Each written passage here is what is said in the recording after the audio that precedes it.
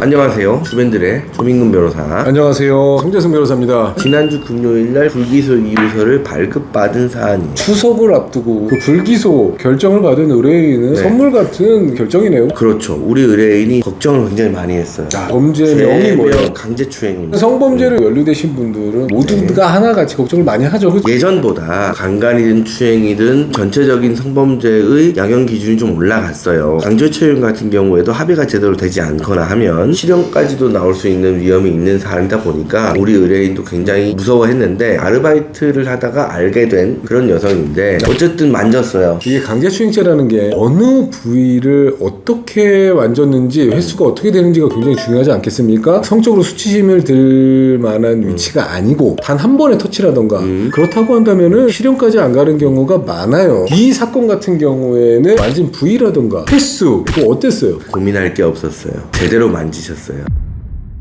성적으로 굉장히 민감한 부위를 만지셨군요. 성기를 만지면 유사강간이 될 수 있기 때문에 어딜 만졌냐? 성기를 빼고 나머지 2번, 3번을 만졌습니다. 가슴과 엉덩이. 만졌는지 여부가 불투명하지 않냐? 라고 물어봤지만 그것도 아니다. 확실히 만졌다. 확실히 만졌다. 입증할 내용이 없을 수도 있지 않냐? 라고 했는데 남자분이 순박하세요. 만지고 나서 여자분에게 자기가 한 행동과 사죄를 카카오톡으로 그대로 전달하셨습니다. 아유, 그러셨구나. 이 부분에 대해서는 범죄의 성립 여부라든가 적용법조를 어떻게 해볼까, 어떻게 다퉈볼까, 이런 부분이 걱정할 것이 없었어요. 행위를 했는지 안 했는지가 너무 명확했고, 여성이 피해자가 고소를 하는 단계부터 증거도 빼박이었다. 맞아요. 납작 엎드려서 범죄 사실 모두 인정을 하고 선처받기 위한 최선의 노력을 다해야 되겠죠. 그렇죠? 진행 방향하고 전략은 어떻게 됐어요? 피해자 변호사님이 선임되지 않은 상태였어요. 수사관도 우리에게 굉장히 좀 호의적이었고, 네. 피해자 쪽에다가 먼저 합의 의사 있는지를 타진을 해보겠다. 하루 이틀 뒤에 연락이 왔어. 피해자가 자기 연락처를 알려줬대. 나보고 연락을 하래. 고 경찰관이야말로 제대로 된 민중의 지팡이네. 되게 나이스하셨어. 피해자 의사를 전달받아서 피해자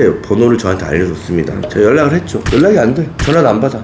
좀 기다렸어요. 얼마 뒤에 수사관이 다시 연락이 왔어요. 피해자 국선 변호사님을 선정해달라고 요청해가지고 자기가 선정을 했다. 국선 변호사님하고 직접 연락을 한번 해보자. 피해자가 어떻게 합의를 해야 될지 이런 부분들이 좀 걱정이 돼가지고 변호사님하고 연락을 좀 못한 것 같다. 피해자 국선 변호사님하고 연락을 하게 됐습니다. 피해자 변호사님이 예전에 선정됐던 피해자 변호사님이 또 선정될 때가 있어요. 이번 사건이 그랬습니다. 과거에 한번 사건을 같이 상대방으로 진행했었던, 심지어 2번, 이번이 3번째야. 과거에 그 2번은 다 합의가 성사됐어. 합의도 되게 스피디하게 됐어요. 합의 의사 있다 라고 해가지고 저희가 금액을 불렀는데 우리 쪽에서 먼저 금액을 얘기해 주기를 원하더라고요. 그래서 얼마를 불렀어. 이쪽에서 조금 더 상향해가지고 답을 주시면서 이 금액이면 합의하겠다. 네네. 바로 합의가 이루어질 수 있는 그런 그 나이스한 상황이 사실 발생했죠. 피해자분들의 의사에 조금 더 적합하게 진행하려면 합의를 원하신 피해자에 한해서는 합의금을 주고 합의를 하는 게 자연스럽지 않은가. 응당 그래야 하는 사건들이 꽤 있지 않은가, 성범죄에 있어서는. 실제로 이 사건에서 합의를 해가지고 어떻게 나왔냐? 성범죄 예방 교육을 받는 것을 조건으로 해가지고 기소유예 처분이 나왔습니다. 조건부 성범죄 같은 경우에 조건부 기소유예 처분을 받기 위해서 피해자랑 덜렁 합의만 하고 끝나는 건 또 아니잖아요. 반성도 하고 자기를 둘러싼 상황이나 이런 것들에 대해서 수상의 얘기도 하고, 사람이 얼마나 괜찮은 사람인지, 앞으로 또 재범 위험성이 없는지 이런 것들에 대해서 충분히 얘기를 해주고, 봉사활동 기록도 제출하고 기부 내역도 제출하고 맞아요. 엄청난 노력을 하게 되죠. 기소유예를 받기 위해서. 저희가 사실 이런 것들을 범죄별로 시스템화해가지고 늘상 그렇게 하지 않습니까? 그렇습니다. 기소유예가 그냥 나오는 게 아니에요. 제일 어려웠던 건 뭐냐? 우리 의뢰인이 바빠가지고 연락이 잘 안 돼. 상대방이 사실 요구한 합의금이 그렇게 거액은 아니었습니다. 그런데 그 돈을 준비하는데 시간이 좀 걸렸어요. 그럴 수 있죠. 경제적으로 굉장히 어려우신 분들이 많기 때문에. 오히려 그런 부분이 저는 좀 답답했지. 사건이 진행되는 건 어떻게 이렇게 잘 진행되지? 어떻게 이렇게 수사관님께서 잘 도와주지? 별다른 잡음도 없고. 경찰관은 가해자와 피해자 중립적인 입장에서 각자의 입장에서 각자가 원하는 바를 최대한 실질적으로 결론에 이르기 위해 최선의 노력을 다하는 거 아니겠어요? 삼박자가 다 맞아떨어진 게 아닌가라는 처분도 또 빨리 났습니다. 송치되고 나서 일주일도 안 돼가지고 의뢰인이 먼저 저한테 전화가 왔어. 검사님이 전화가 왔대. 조건부 기소유예 해주겠다고 말을 했다면.